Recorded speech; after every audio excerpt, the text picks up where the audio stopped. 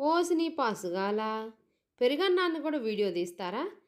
కాతే అన్నం కలుపుకొని అన్నంలో పెరుగేసుకొని కాతే ఉప్పేసుకొని పిసుక్కున్నా అంటే అయిపోయే. చాలామంది పేరెంట్స్ చెప్తారు. అదేదో గొప్ప అనుకుంటారు. మా పిల్లలు పెరుగన్నమే తినరు, పెరుగన్నమే తినరు అంటారు. ఎందుకు తినరు? నువ్వు చక్కగా చిక్కటి పాలు తెచ్చి మంచిగా సిమ్ములో పెట్టి కాసి పాలు తోడేస్తే అబ్బా! కమ్మగా ఉంటుంది పెరుగన్నం. గడ్డ పెరుగంటే ఎవరికి ఇష్టం ఉండదు? కుండలో తోడుబెట్టుకుంటే అమృతంలాగా ఉంటుంది. పెరుగు ఎంత సలవా! దేవుళ్ళకి, గుళ్ళల్లోనూ పండగలప్పుడు మనం నైవేద్యంగా పెడతాం కదా దద్దోజనం అని.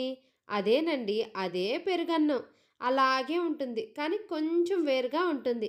ఇలా గనక పెరుగన్నం చేసి వచ్చిన చుట్టాలకి, ఫ్రెండ్స్‌కి, పిల్లలకి ఎవ్వరికైనా పెట్టారంటే మళ్ళీ మళ్ళీ మీ ఇంటికే వస్తారు. అంత రుచిగా ఉంటుంది.